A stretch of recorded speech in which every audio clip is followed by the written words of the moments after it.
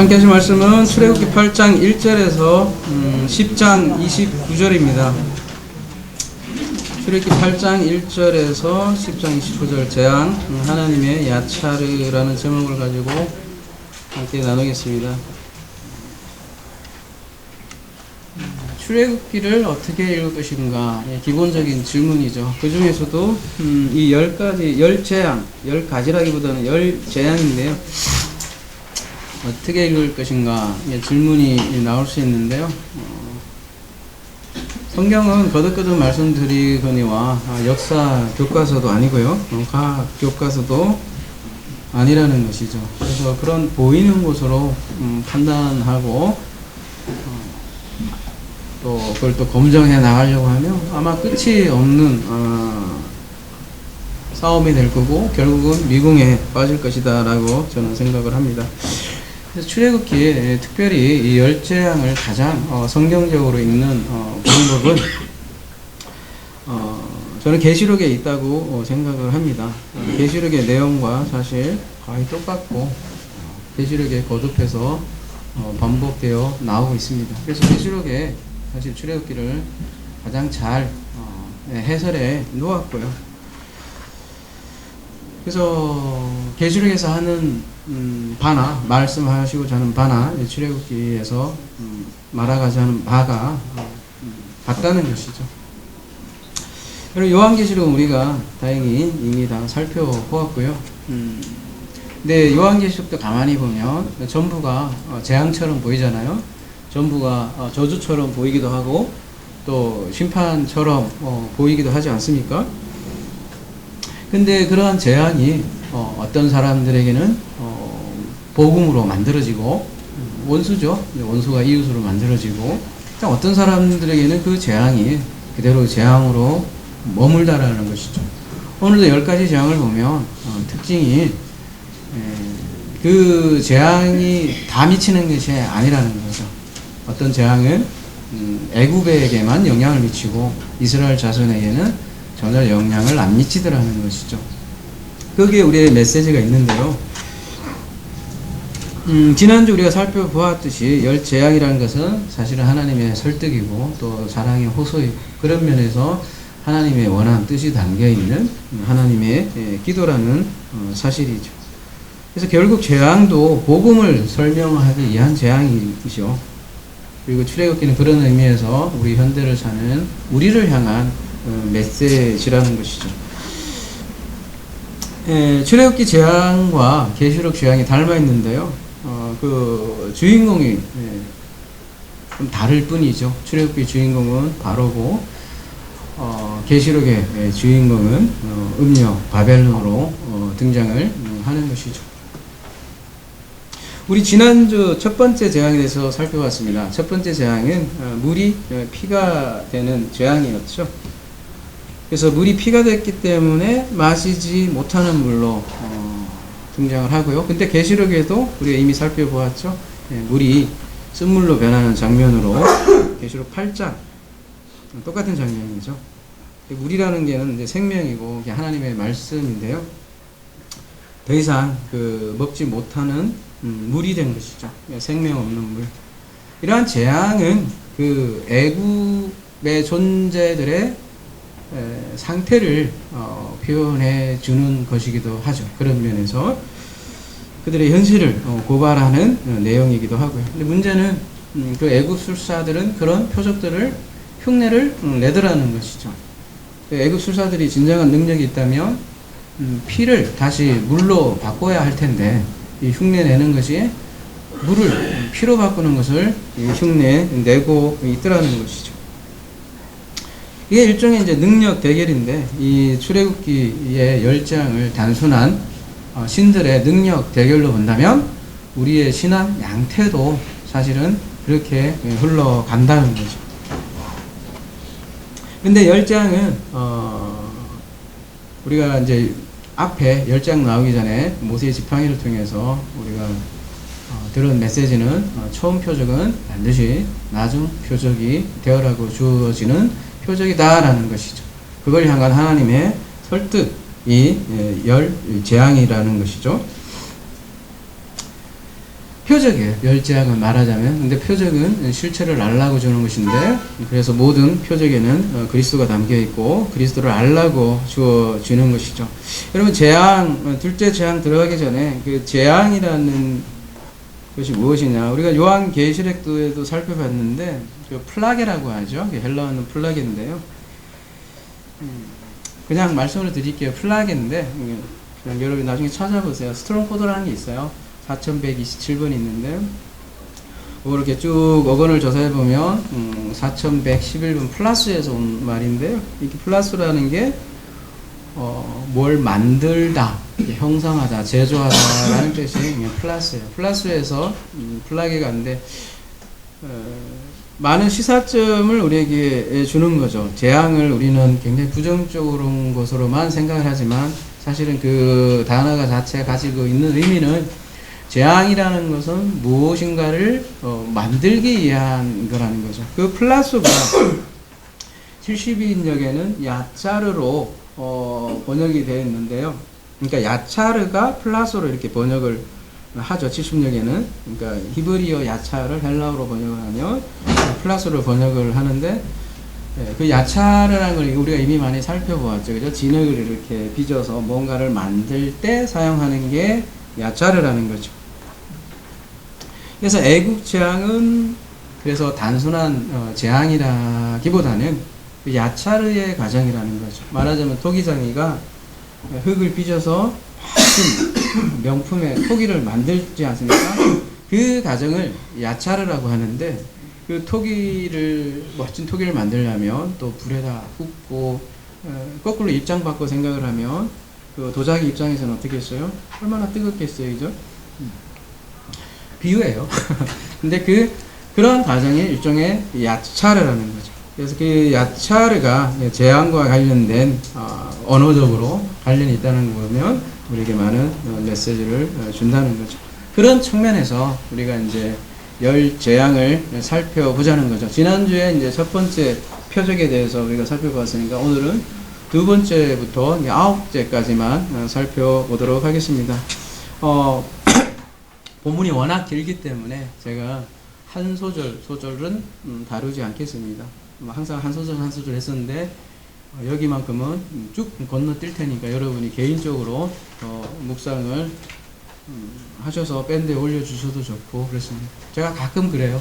계시록 때도 뭐예요? 그 7교회 있을 때는 2장 3장을 제가 한꺼번에 이렇게 압축해서 건너뛴 적도 있습니다. 그런 재주도 가끔은 있습니다. 그러니까 언젠가 성경 66권도 딱 66권 만에 한번 팍팍 건너가는 서머리 시간도 아마 있을지 모르겠습니다. 오늘은 그와 같은 방식으로 진행하도록 하겠습니다.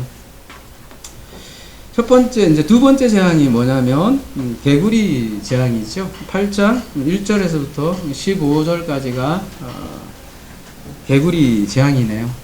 그 이집트인들은 개구리를 신으로 생각을 했다는데, 참 별걸 다 신으로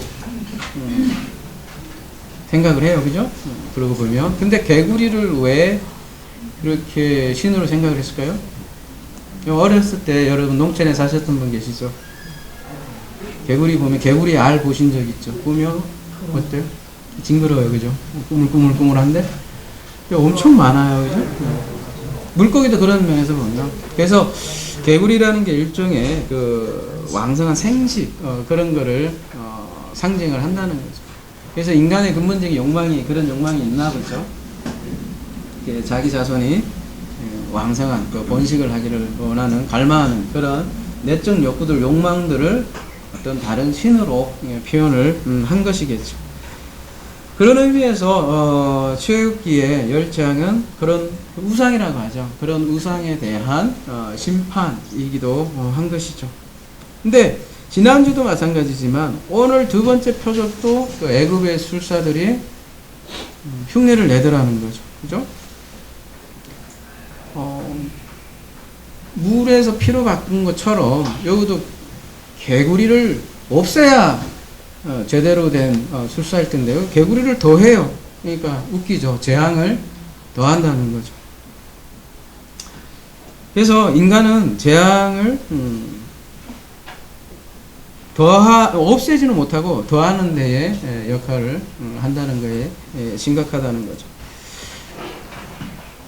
근데 이사야 19장 21절에 보면 고치시는 이는 여호와이다 이런 말씀을 해요. 그러니까 이사야서 19장 22절에서 주의하기를 출애굽기를 주의하기는 사람을 진짜 고치는 이는 하나님인데 사람은 진짜 고치지 못한다. 그 내용을 얘기를 하는 거죠. 여러분 우리가 열 재앙을 우리가 볼 때 계시록과 또 신약을 같이 연계하면서 출애굽기를 살펴보자 이렇게 말씀을 드렸잖아요. 이 개구리도 보면 등장을 하죠. 어디에 등장을 하죠? 계시록에 보면 개구리가 등장을 합니다. 그죠? 계시록 16장 13절 가볼게요. 또 내가 보매 개구리 같은 새 더러운 영이 용의 입과 진성의 입과 거짓 선지자의 입에서 나오니. 여기 새 더러운 영이라고 되어 있는데요. 이게 아가달토스 푸뉴마예요. 그러니까 여러분이 흔히 알고 있는 악한 영, 악령이라고 하는 게 요 새 더러운 영이라고 되어 있는데 아가달토스 푸뉴마예요. 그 마가복음에서는 그 아가달토스 푸뉴마를 더러운 귀신으로 이렇게 번역을 하고 있는데 원어로는 똑같아요. 둘 다 푸뉴마 개념이에요. 아가달토스 푸뉴마. 근데 그 아가달토스 푸뉴마가 어디에서 나오냐? 용의 입, 진성의 입, 거짓 선지자의 입에서 나온다 이렇게 표현하고 있죠. 그래서 굉장히 입을 강조하고 있는 거예요. 그죠? 그러니까 더러운 영이라는 게 어디에서 나오는 거냐면 입에서 나온다는 거죠. 근데 입이 뭐예요? 입이 뭐 하는 기관이에요?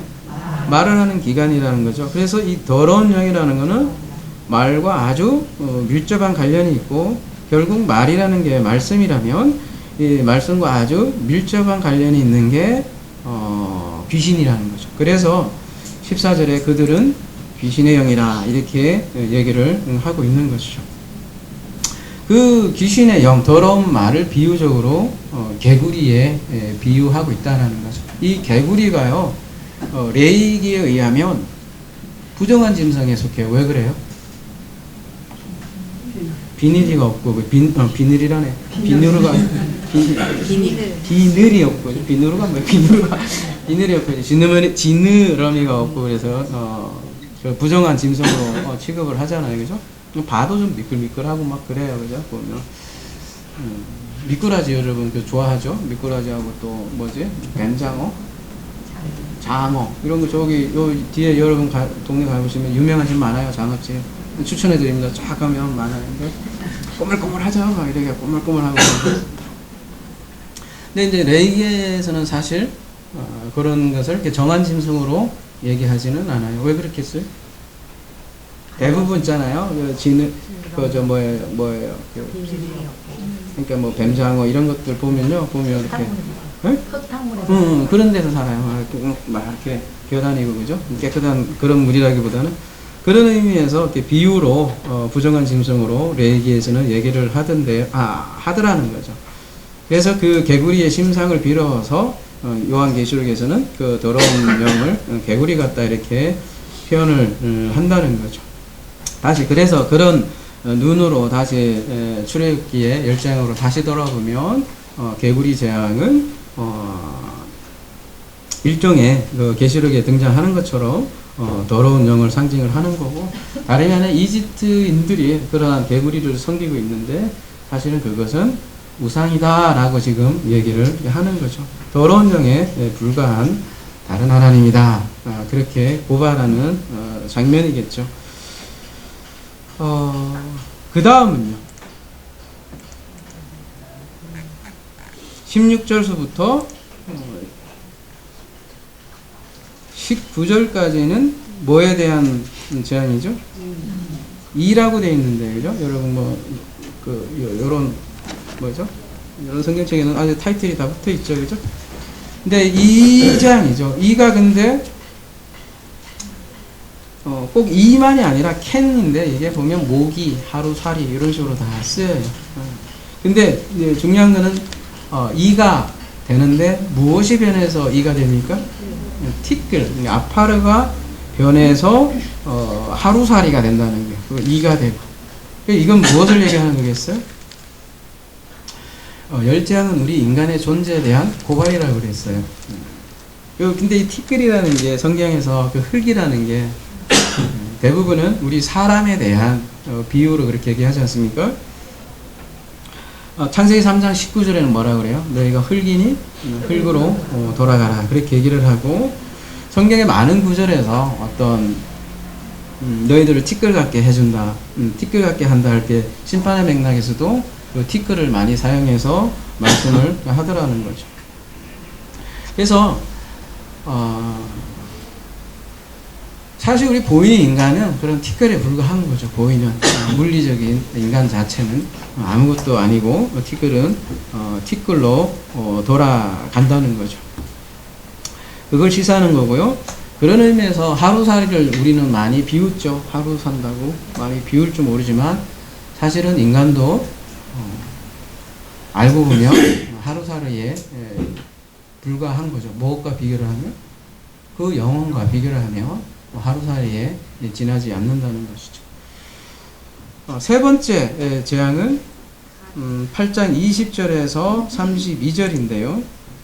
파리죠, 그죠? 파리 재앙인데, 이 파리도 이제 신약에 등장을 하는데 뭘로 등장을 하죠?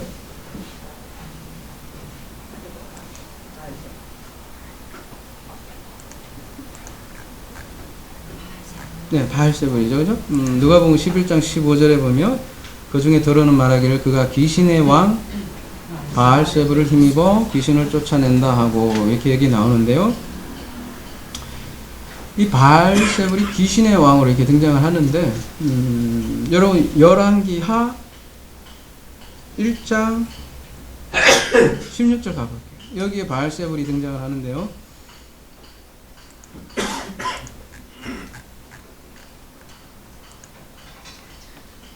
말하되 여호와의 말씀이 내가 사자를 보내 에그론의 신으로 등장을 해요. 구약에는 신 바알세북에게 물으려 하니 이스라엘에 그의 말을 물을 만한 하나님이 안 계심이냐? 그러므로 내가 그 올라간 침상에서 내려오지 못할지라 네가 반드시 죽으려 하셨더라. 근데 바알세불로 이렇게 등장하는데 이게 이 파리라는 뜻이에요. 그래서 구약에는 에그론의 신으로 등장을 하고요.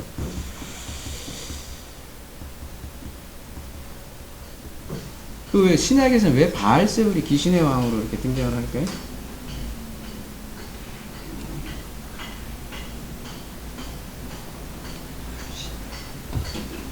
그 바알세붑이라고 이렇게 되어 있는데요. 그 군주라는 뜻이 세부라고 같은데 그 발음이 비슷한 거예요. 그러니까 이 우상의 신을 뭐라고 해야 되나, 좀 낮춰서 얘기하는, 좀 비하하는 말이, 진짜 귀신의 왕이라, 바알세붑이 진짜 귀신의 왕이라 이렇게 부르는 게 아니라 우상은 아무것도 아니다라는 거를 이렇게 좀 낮춰서 얘기한 거라는 거죠, 바알세붑이.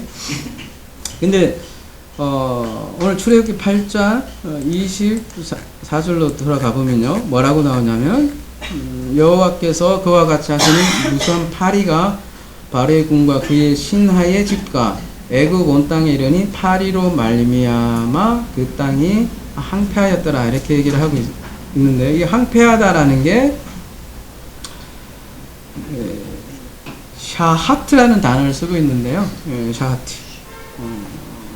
이게 우리 노아의 홍수 때 사실은 살펴본 단어인데요. 잠깐 가볼게요.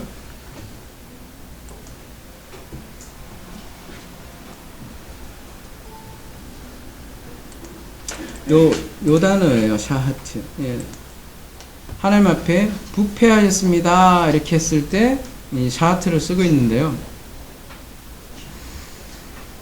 이 신약에 이 샤하트가 프데이로라, 그러니까 헬라어가 프데이로하고 똑같은, 그러니까 신약으로 얘기하면 참 어렵네, 그죠, 말하기가.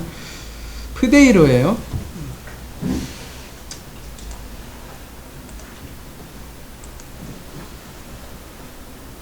이럴 때 어려움을 느끼시나 봐요, 이 성도님들이. 그래서 되게 너무 어렵게 얘기한다 그래서 뭐 딴 곳에 가시기도 하고 그러더라고요. 뭐 할 수 없죠. 뭐 제가 재주가 없어서 언젠가는 이런 얘기 안 해도 되겠죠. 뭐 데이로라고 되어 있는데 이게 더럽히다 뜻과 동시에 멸하다라는 뜻을 동시에 가지고 있는 게 이 크데이로기도 하고 아까 샤하트도 그래서 더럽히다라는 거하고 멸하다라는 뜻을 똑같이 갖고 있어요. 근데 여기 보면 누구든지 하나님의 성전을 더럽히다 할 때 이 단어를 쓴다는 거예요. 그래서 이 더럽히다라는 게 보면 성경에서 보면 고린도후서 11장 3절에도 이게 보면 똑같이 쓰이는데요. 봐볼게요. 그래도 뱀이 그 관계로 이와 뭐야 이거 이와 맞아? 이와를 미혹해 한 것 같이 하와죠? 미혹한 것 같이 너희 마음이 그리스도를 향하여 진실함과 깨끗함에서 떠나 부패할까 할 때 이 부패할까가 똑같은 단어를 쓰고 있어요. 그리고 계시록 가볼게요. 계시록 19장 2절도 그의 심판은 참되고 의로운지라 음행으로 땅을 더럽게 한 큰 음녀를 심판하사 할 때 이 더럽다라는 말을 똑같이 쓰고 있죠. 그러니까 이 샤하트, 푸데이로 둘 다 보면 뭔가를 더럽게 하는 거예요. 성전을 더럽게 하고 또 뭔가 진리를 더럽게 하는 그런 쪽으로 쓰이는 게 이 땅을 오늘 출애굽기에서는 개혁기에서는 땅을 황폐하게 했다 이렇게 하는데 사실 팔이라는 게 가만히 보면 그렇죠. 이렇게 하면서 가만히 살펴보면 음식에 꼭 달라붙어 갖고 말이에요, 그죠? 그래서 시골에 사는 게 참 좋기는 한데 안 좋은 것도 있더라고요, 그죠? 딱 하면 파리가 그렇게 많아요, 그죠? 낮잠 좀 자려고 하면 와갖고 막 하고 모기도 마찬가지고, 그죠? 근데 파리들이 가만히 보면 사실 음식에 계속 균을 옮기는 거잖아요. 근데 이 팔이라는 게 이렇게 여러분 아까 출애굽기 몇 장이었죠? 24절이었나요? 8장 24절. 거기에 팔이라는 단어를 한번 찾아봅시다. 음.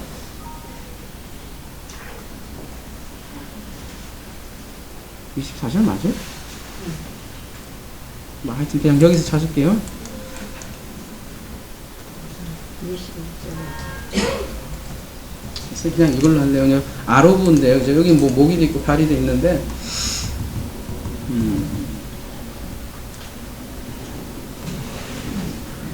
그 육 하나 요 앞에 이제 자음이 같은 그 단어죠, 그죠? 우리 그냥 패밀리라고 합시다. 같은 동네에. 여러분 그러니까 발음은 살짝 달라도 요 앞에 모음 말고 자음이 다 같은 단어를 한번 쭉 보자. 시간이 없으니까 쭉 보자고요. 6156, 6157 쭉 보세요. 6158 작나? 화면을 보는 사람들은 더 작겠죠. 오랩은 까마귀도 그러네, 그죠? 그 다음에 오랩 족수가 그죠? 11기 거기에 나오죠, 그죠? 그 다음에 6160 아이고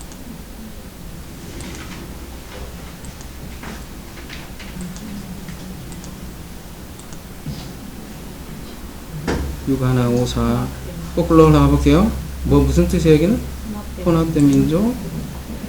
그거를 전역이라고도 하네요. 그죠? 그러니까 다 같은 단어를 지금 보는 거예요. 그죠? 또, 아랍 지방을 이거라고 얘기도 하네. 그죠? 네, 아랍시아. 그 다음에, 유가나 오하나 아랍어는 혼합하다, 뒤섞다, 뭐 이렇게 나오고, 여기 그거를 어두워지다, 전역이라고 얘기를 하고, 이게 또 즐거운가 봐요. 그죠? 달콤하고. 그런, 이렇게 단어가 같은 동네 이렇게 쭉 보면, 이, 팔이라는 게 되게 재밌어요. 그러고 보면, 그죠? 섞이고, 더럽히고, 전역이 돼요. 그게 또 즐거운가 봐. 그러고 보면 색깔을 막 섞으면 까만색이 되기도 하잖아요. 그죠? 그래서, 전역인가 봐요. 이렇게, 히브리어가 이렇게 좀 재밌는 우리에게 심상을 주는데, 그렇게 해서, 성전이라는 것이, 더럽혀지는 모양이에요. 근데 그게 굉장히 즐거운 만족을 주나 보죠. 근데 오늘 몇 번째 재앙이에요? 이건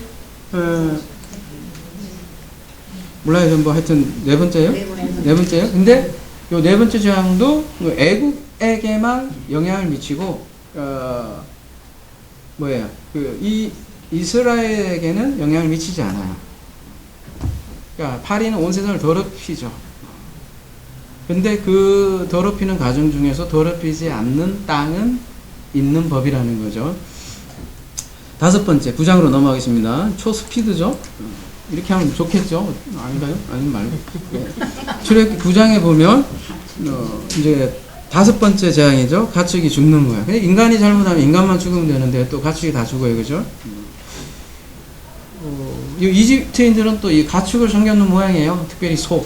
그죠? 뭐, 하토르라는 암소도 있고, 아피스라는 항소도, 섬겼던 모양이에요. 물론 인도도 보면 소를 굉장히 신성시하기도 하죠. 근데 여러분 가축이란 무엇일까요?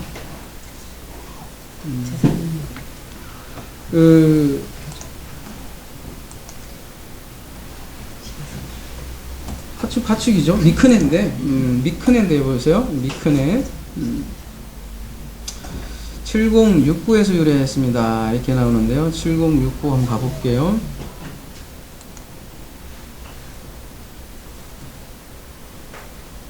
7069를 쭉 보면 소유하다는 뜻이 제일 강해요. 근데 가만히 보면 맞죠. 가축이라는 게 소유의 뜻을 원래 갖고 있어요. 그래서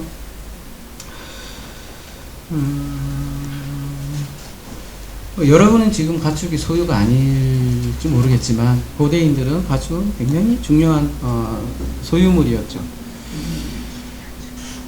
그래서 이 미크네라는 단어가 전도서에서 보면 2장 7절에 가보면 실제로 소유로 번역이 되어 있어요.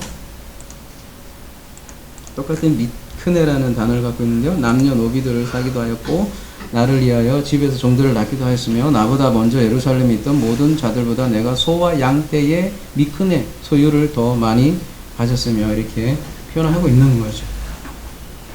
그래서 가축의 죽음이란 곧 그들의 뭐가 뺏기는 거랑 똑같은 거죠. 소유가 빼앗기는 거하고도 같다는 거죠. 10가지 재앙이니까 가만히 살펴보면 욥과도 거의 비슷한 맥락을 가지고 있는데 욥도 보면 사실 모든 소유를 잃죠. 그리고 계시록에는 그 모든 소유를 잃는 그 장면을 바벨론이 멸망하는 장면으로 그리고 있고요. 그래서 누가복음에 이렇게 얘기를 하셔요. 을은 내게 오는 자가 자기 부모와 처자와 형제와 자매와 더욱이 자기 목숨까지 미워하지 않으면 능히 제자가 되지 못한다. 이 말은 소유의 개념하고도 같은 거죠. 소유의 대표기도 하고요. 마태복음 13장 그걸 버리라는 건 더 소중한 게 있기 때문이겠죠. 그냥 다 뺏으려고 뭐 강도도 아니고 그죠? 아니, 그런 건 아닐 거 아니에요. 그죠? 더 좋은 게 있기 때문에 그걸 좋은 거를 강조하기 위해서 이런 표현을 하신 거겠죠. 그죠? 실제적으로 뭐 물리적인 부모를 다 버리라는 그런 얘기는 아니잖아요. 그만큼 소중한 것이 있단다. 그 얘기하는 거 아니겠습니까? 그래서 마태복음 13장 44절 천국은 마치 밭에 감추인 보화 같으니 사람이 이를 발견한 후 숨겨두고 기뻐하며 돌아가서 자기의 소유를 다 팔아 그 밭을 사느니라. 다 같은 내용이에요. 마태복음 19장 21절도 그런 맥락으로 이해하면 될 것 같습니다. 예수께서 이르시되 내가 온전하고 잘진데 가서 내 소유를 팔아 가난한 자들에게 주라. 그리하면 하늘의 보화가 내게 있으리라. 그리고 와서 나를 따르리라. 그래서 가축의 죽음의 재앙이 다섯 번째로 등장을 하는 거고 그러한 내용이 사복음서 그리고 계시록 욥기 이런 데서 계속해서 우리에게 전하는 메시지죠. 정말 중요한 것이 있단다라는 거죠. 그 다음 여섯 번째 재앙은 뭐예요? 종기인가요? 악성종이라고 되어 있네. 악종, 독종, 뭐 그런 식으로 그죠? 여섯 번째인데 9장 8절에서 12절까지네요.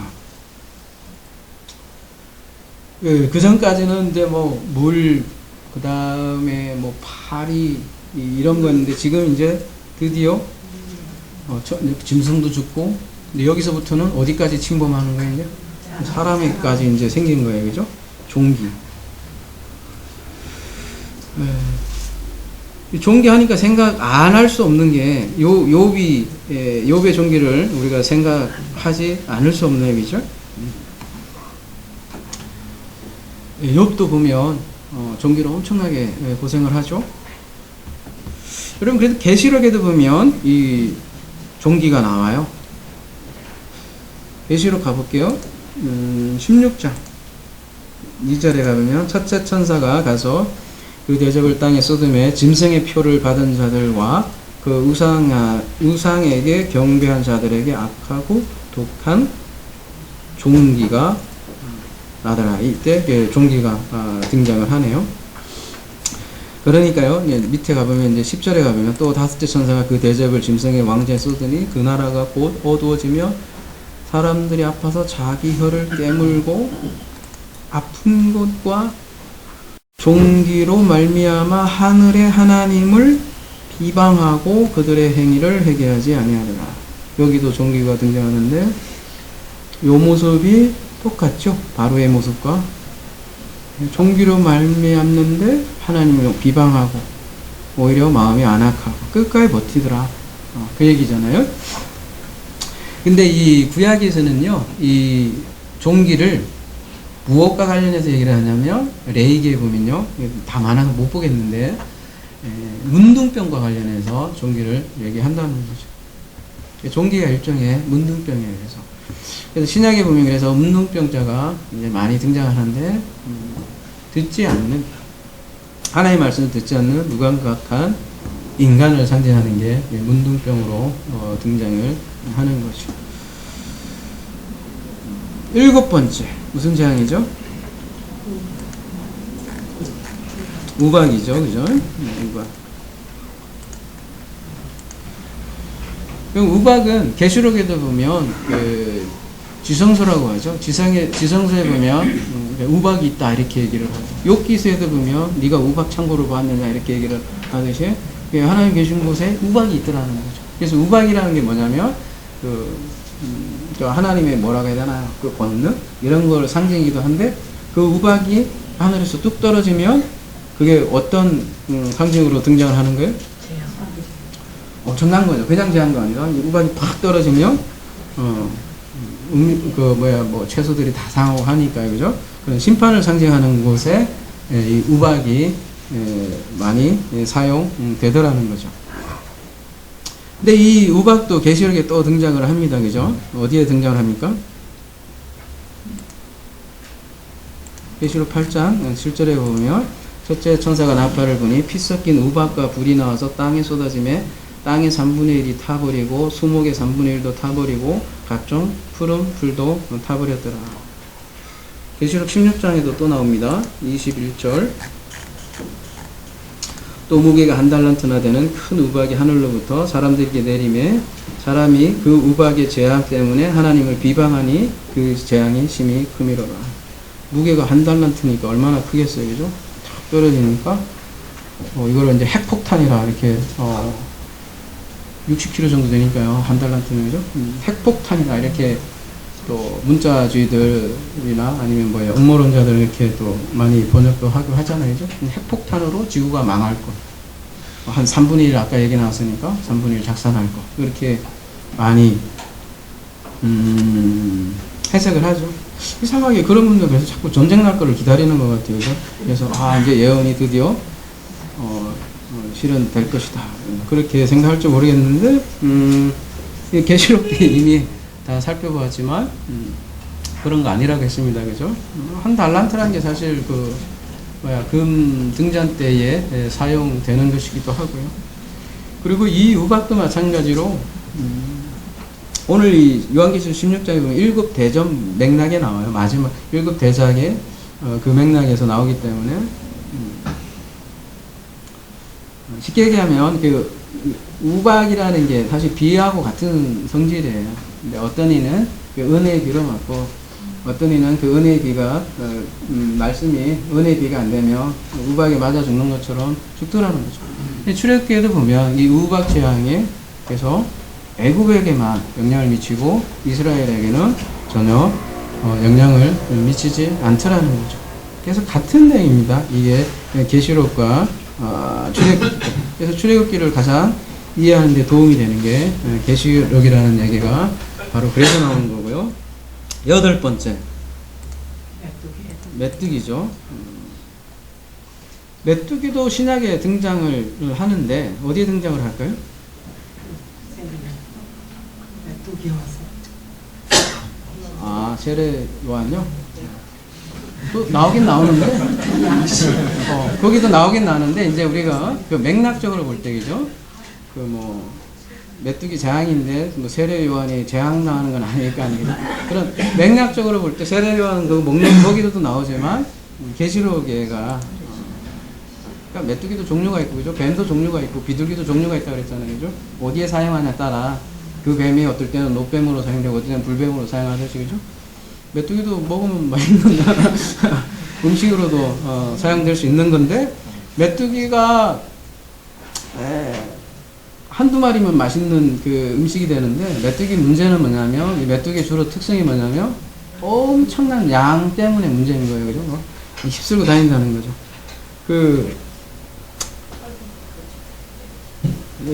계시록에 나와요. 계시록 9장 3절에 가보면 또 황충이 연기 가운데로부터 땅 위에 나오매 그들이 땅에 있는 정갈의 건설과 같은 건설을 받았더라. 그들에게 이르시되 땅에 풀이나 푸른 것이나 각종 수목은 해하지 말고 오직 이마에 하나님의 인침을 받지 아니한 사람들만 해하려 하시더라. 이렇게 얘기를 하는데요. 항충으로 번역이 되어 있는데 야크리스인데요. 야크리스가 메뚜기예요. 그래서 항충으로 번역이 되기 때문에 여러분이 신약에는 잘 메뚜기가 잘 생각이 안 날지 모르겠지만 세례 요한의 메뚜기만 생각날지 모르겠지만 계시록에 황충으로 등장을 한다는 거예요. 그 메뚜기가요 아르베흐인데요. 히브리어로는요 라바에서 나온 거예요. 라바. 그러니까 라바라는 게 뭐냐면 많다라는 뜻이거든요. 엄청 수가 많다. 그게 메뚜기에서 나온 건데요. 그러니까 엄청 수가 많아서 막 먹이를 먹어 치운다. 그런 맥락에서 많이 나오는데요. 이런 그 사사기에 보면 미디안 군대들의 많음을 표현할 때 뭐라고 그래요? 그 군대가 얼마나 많은지 뭐하지 많다고 그래요? 메뚜기 떼와 같이 많다. 그렇게 표현을 한다는 거죠. 그러니까 메뚜기의 가장 기본적인 증상은 엄청난 그 숫자로 압도해서 뭐 싹쓸이 하는 거야. 그냥 지나가는 그냥 뭐 풀 나무를 싹쓸이 해갖고 황폐화하는 거죠. 그러니까 그 동네에 살았던 사람은 얼마나 이게 살벌했겠어요. 실질적으로도 그죠? 끔찍한 거예요, 그죠? 얼마나 끔찍해. 여러분 우리 농사를 져도 잘 농사 졌는데 그죠? 마지막에 비 잘못 와도 이게 벼가 싹 쓰러지면 얼마나 농부들 막 그래요, 그죠? 그리고 또 농사 참 잘했는데 갑자기 우박 떨어져갖고 과일 다 떨어지면 얼마나 그래요. 근데 이놈의 메뚜기가 오면 1년 동안 농사 진 거 싹 쓸어가니까 이건 뭐 거의 재앙이죠, 재앙, 그죠? 그래서 그런 신상들을 이용을 해서 선지자들이 또 회개하라 이렇게 촉구할 때 이 메뚜기 재앙을 굉장히 많이 사용해서 요엘서나 이런 데도 보면 메뚜기를 사용을 해서 이스라엘이 이렇게 될 거야 잘못하면 이스라엘이 앞으로 이제 바벨론에 끌려갈 그런 내용들을 이런 식으로 표현합니다. 메뚜기가 막 우리를 그러니까 우리 이스라엘을 황폐화시키듯이 말이야. 나중에 이제 바벨론 군대들이 와서 싹 끌 것 같으니까 그런 장면에서 많이 사용된 게 메뚜기인데요. 여기 가면 근데 이 메뚜기가 황충으로 나오는데 이게 황충이 그냥 그 메뚜기를 얘기하는 게 아니라 만약 그냥 메뚜기라면 이런 표현을 안 했을 텐데 뭐라고 하냐면 땅에 풀이나 푸른 것이나 각종 수목은 해하지 말래요. 원래 자연적인 메뚜기는 풀하고 수목 이런 걸 해야 할 텐데 여기 등장하는 이 메뚜기는 뭐를 해요? 사람을 해야 한다는 거죠. 그것도 특별히 이마에 하나님의 인침을 받지 않은 자, 한마디로 하면 성령을 그러니까 성령을 받지 아니한 자들 사람들만 해야라. 그렇게 얘기 나오는 거죠. 그러니까 거꾸로 얘기하면 이 메뚜기는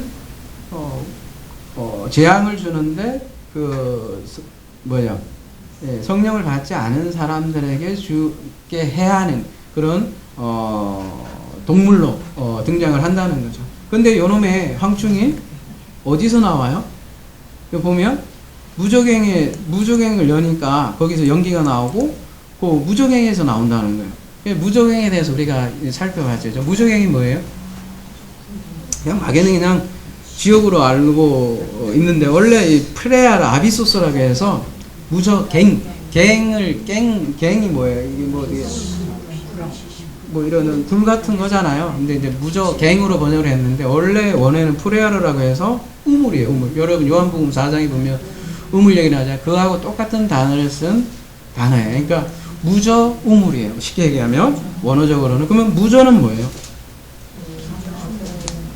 무저라는 게 박트널리스라고 해서 이게 굉장히 깊은 끝이 없는 그런 뜻이에요. 이제 히브리어 창세기 1장에 보면 뭐예요? 그 태훔이라는 단어가 나와요. 그죠? 흑암과 공허와 어둠이 태훔 위에 있더라 이렇게 했는데 그거 얘기하는 거예요. 여러분 바다가 얼마나 깊어요. 그죠? 시면이 끝이 없는 걸로 보였을 거라는 거죠. 예전에는. 그래서 그 끝이 없는 그 우물을 무적행이라 하는데 그러면 어떤 우물인 거예요? 여기 무적행을 여는데 그 구멍에서 큰 하드게 연기 같은 연기가 올라오는데 여러분 그 우물이잖아요. 우물에서 연기가 올라오면 그 어쨌다는 얘기겠어요? 물이 없는 거였죠. 그죠? 저 우물인데 그 물이 있잖아요. 그 말하자면 생명의 물이 없는 물을 성경에서는 무적행이라고 그래요. 여러분 그 요한복음 4장에 보면 예수께서 그 어떤 여인을 만나는데 이 여인은 야곱의 우물을 언급을 하고 있고 예수께서는 다른 우물을 얘기를 하고 있는데 말하자면 이 야곱의 우물이 생명이 없는 물을 그 여자가 먹고 있잖아요. 그 여자에게 생명의 물을 소개하는 장면이 요한복음 4장이잖아요. 그러한 우물에 갇혀 있는 사람들을 무적행에 갇혀 있다라고 얘기를 하는 거고 그 뒤에 가보면 그래서 목마르다라고 그래요. 그런 우물에서 사는 사람들은 목마른 거예요. 무적행의 물을 먹는 사람들은 목마르다 그래요. 그러니까 이 목마름을 해결할 수 있는 길은 영과 진리로 그래서 예배에 대해서 얘기 나오잖아요.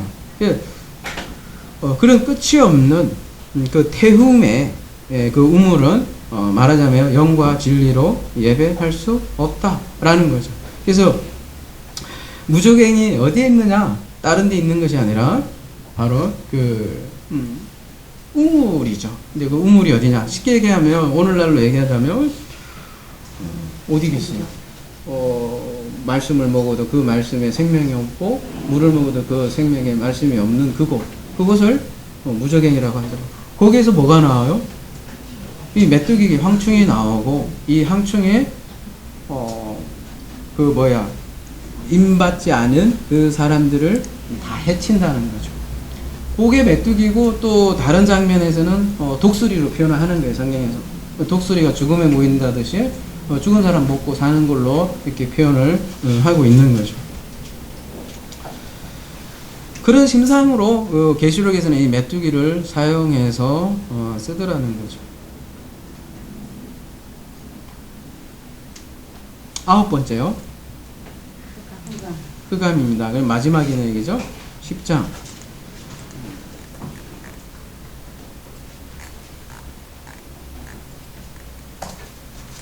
흑암이죠. 그죠? 근데 이 흑암도 마찬가지로 애굽 땅에는 흑암이 있고 이스라엘 자손들이 거주하는 곳에는 빛이 있었더라 이렇게 얘기를 하고 있어요. 요한복음에 보면 그런 말씀 나오죠. 뭐라고요? 9절에 보면 1장 9절 참 빛고 세상에 와서 각 사람에게 비추는 빛이 있었나니 그가 세상에 계셨으며 세상은 그로 말미암아 지원받았을 때 세상이 그를 알지 못하였고 자기 땅에 오매 자기 백성이 영접하지 아니하였으나 영접하는 자 곧 그 이름 믿는 자들에게는 하나님의 전에 건설 주셨으니 그들에게는 빛이 있는 거죠. 이렇게 이런 존재들을 빛과 어둠으로 성경에서는 설명을 하더라는 거죠. 계시록에도 당연히 그러면 흑암이 또 등장을 하겠죠. 어디에서 등장을 할까요?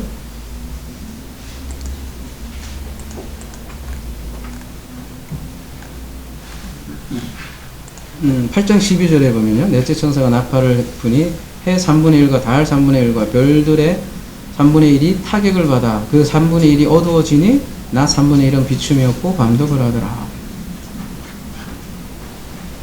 그러니까 뭐 해, 달, 별이 3분의 1이 뭐 타격을 받으니까, 그죠? 이게, 우리 지구가 뭐 일식을 당하거나 뭐 깜깜해진다는 얘기 아니겠어요, 그죠? 그래서 우주를 바라보고, 그죠? 뭐 별똥별 떨어지면 이제, 그게 예언이 성취된다 그런 얘기를 하잖아요. 말이 이제 3분의 1 타격받으면 어떻게 돼요? 뭐,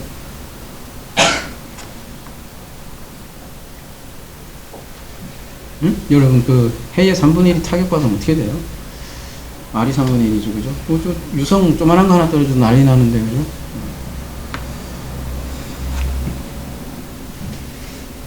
그래서요, 그 열방은요, 늘 하늘의 징조를 두려워한대요. 그러니까 불신자들은 늘 징조를 두려워한대요. 예레미야서 가볼게요. 10장 2절에 보면, 여호와께서 이와 같이 말씀하시되, 그러니까, 여러 나라의 길을 배우지 말라. 이방 사람들은 하늘의 징조를 두려워하거니와 너희는 그것을 두려워하지 말라. 이렇게 얘기를 하는데도, 지금도 보면 요한계시를 보고, 막 하늘의 징조를 보고 막 두려워하고, 그런다는 거죠. 여러분, 성경의 흑암지향이 사실 굉장히 많아요. 아모스, 에스겔, 이사야, 요엘서 이런 거 다 얘기하자면 뭐 오늘 점심 못 먹습니다. 어쨌든 그 선지서에 보면 막 해가 어두워지고 핏빛으로 변하고 막 달이 핏빛으로 변하고 이런 굉장히 많이 선지서에 나오잖아요. 근데 실제 역사에서 뭐 이렇게 뭐 그 선지서에 나온 것처럼 이스라엘이 뭐 핏빛으로 변하고 그런 건 아니지 않습니까? 뭐 달이 뭐 태풍 뭐 하듯이 떨어지고 그런 건 아니지 않습니까? 이게 선지서의 그 선지자들의 간극한 호소죠. 호소 속에 나오는 표현들이라는 거죠.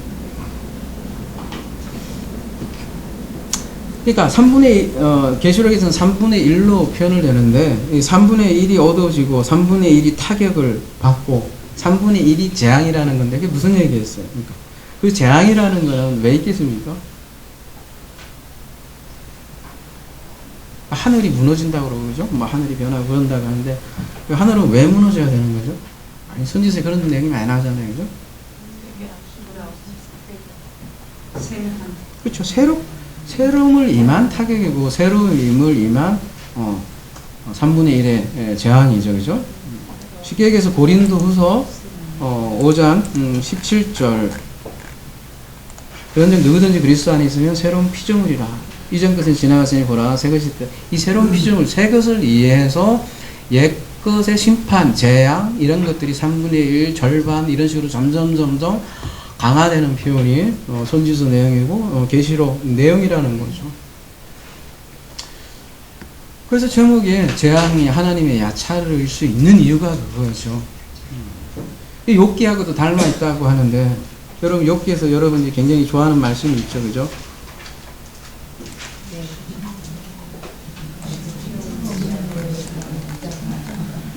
이거 다 좋아하시죠? 그러나 내가 가는 길을 그가 아시나니 그가 나를 단련하신 후에는 내가 증거같이 되어 나온다. 그런 면에서 욥도 보면 욥도 엄청난 재앙을 당했잖아요. 그런 면에서 욥기도 보면 욥의 열 재앙이죠. 열 재앙이라는 게 10가지일 수도 있지만 완전한 재앙이죠.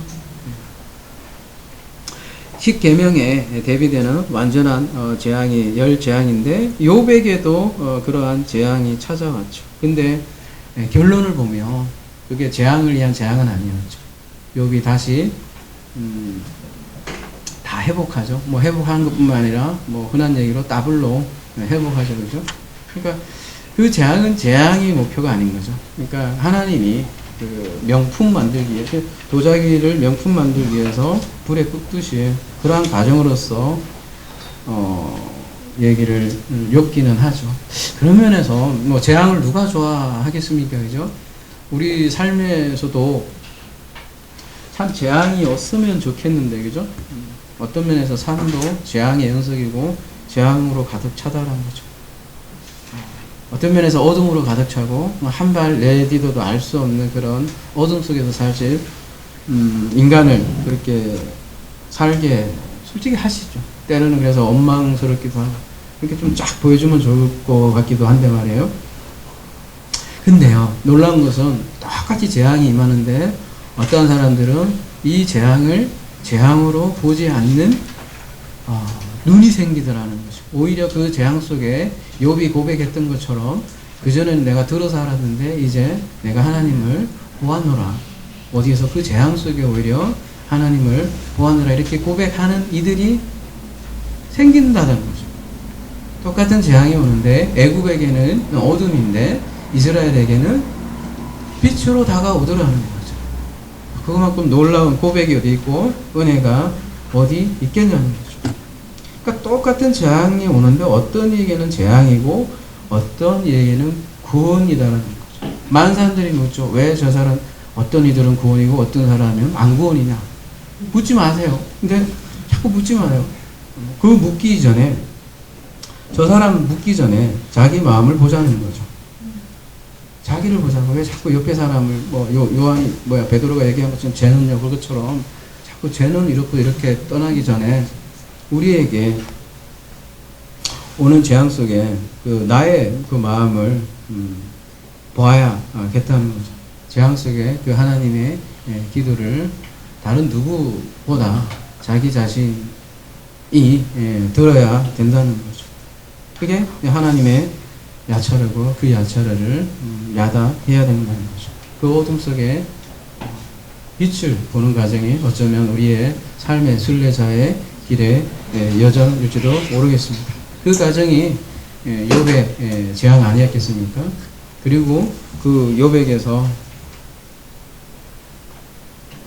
뭐라 그래요? 나를 단련하신 후에는 내가 순금같이 되어 나으리라 이런 고백을 하지 않습니까? 요한계시록에도 보면 그 수많은 재앙과 그죠? 그런 재앙 속에서 마지막 결론은 뭐예요? 순금으로 입혀주는 멋진 천국으로 완성되는 신부의 모습으로 마무리되지 않습니까? 이러한 욥의 고백이 저와 여러분에게 함께 하기를 기도합니다.